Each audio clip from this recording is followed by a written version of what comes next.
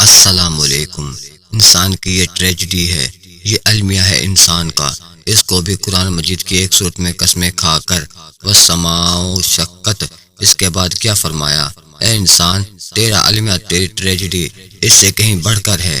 تجھے صدمے پہ صدمے جھیلتے ہوئے، مشقت پہ مشقت برداشت کرتے ہوئے ایک روز اپنے رب کے حضور پیش ہونا ہے، جواب دہی ہونی ہے۔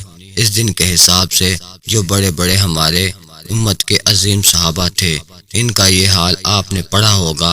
حضرت ابوبکر صدیق رضی اللہ تعالیٰ عنہ، وہ ایک عظیم کیفیت کے عالم میں فرمایا کرتے تھے، کاش میں درختوں پر چہچہاتی ہوئی چڑیا ہوتا جس سے حساب کتاب نہیں ہوتا، کاش کہ میں گھاس کا تنکا ہوتا جو آج ہے اور کل آگ میں جلا دیا جاتا، ختم ہو جاتا، اس سے محاسبہ کوئی نہیں۔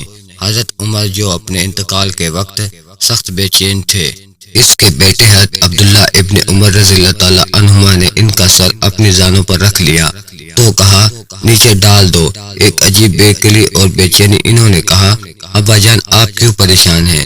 آپ تو عشا مبشرہ میں سے ہیں، آپ کو تو اللہ تعالیٰ نے جنت کی بشارت حضور کے ذریعے سے اس دنیا میں دی۔ حضرت عمر فرماتے ہیں کہ خدا کی قسم، اگر قیامت کے دن عمر برابری پر چھوٹ گیا تو بہت بڑی کامیابی تصور کروں گا۔ اسی طرح حضرت علی کا معاملہ ہے کہ تیر پہ وسط ہو گیا تھا، کسی طرح نکل نہیں رہا تھا۔ حضرت علی نے فرمایا کہ اچھا چھوڑو مجھے، میں نماز کی نیت باندھتا ہوں۔ نماز کی نیت پڑھتے تھے تو لرزتے تھے، کانپتے تھے، کس کے سامنے کھڑا ہوں اور کس کے سامنے مجھے ایک دن جواب دہی کے لیے کھڑا ہونا ہوگا۔ حضور نے خبر دی ہے، ابن آدم کے قدم ہل نہیں سکیں گے، جیسے مجرم کھڑا ہوتا ہے کٹہرے کے اندر، اس کٹہرے میں سے ہل نہیں سکیں گے جب تک کہ 5 چیزوں کا حساب نہ لے لیا جائے۔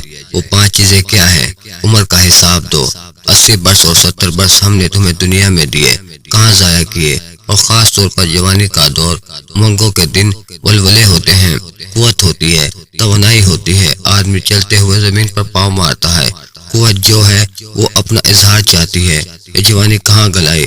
حساب دو، ایک ایک لمحے کا حساب دو، ایک ایک پائی کا حساب دو۔ مال کہاں سے کمایا تھا، حلال سے یا حرام سے، اور کہاں خرچ کیا تھا، عیاشیوں میں یا نیکی کے کاموں میں؟ ادائے حقوق میں اللہ کے دین کے لیے 4 سوال ہو گئے۔ تو زندگی کے بارے میں ایک زندگی پوری باحثیت مجموعی کہاں کس کام میں لگائی، اور خاص طور پر شباب کا دور کہاں لگایا؟ 2 سوال مال کے بارے میں، کمایا کہاں سے، حلال سے کہ حرام سے، جائز ہے یا ناجائز، خرچ کہاں کیا؟ اور آخری سوال جو علم حاصل کیا تھا، اس میں عمل کتنا کیا؟ علم کے انبار لگاتے چلے گئے اور عمل کے آغاز کی بھی نوبت نہ آئی۔ یہ علم جو ہے یہ اس روز سب سے بڑا وبال بن جائے گا۔ اتنا علم اور عمل کچھ نہیں، بجائے کہ کریڈٹ کا ذریعہ بنے، یہ ان کے ڈیمیج کا خطہ بن جائے گا۔ یہ جواب دہی کا احساس ہے کہ جس کی وجہ سے انسان کی ٹریجڈی جو ہے وہ دوہری ہے۔ کوئی حیوان اتنے بوجھلے نہیں، مشقت کی، محنت کی، اس زندگی میں ختم ہوئے، اس کے بعد بھی محاسبہ نہیں۔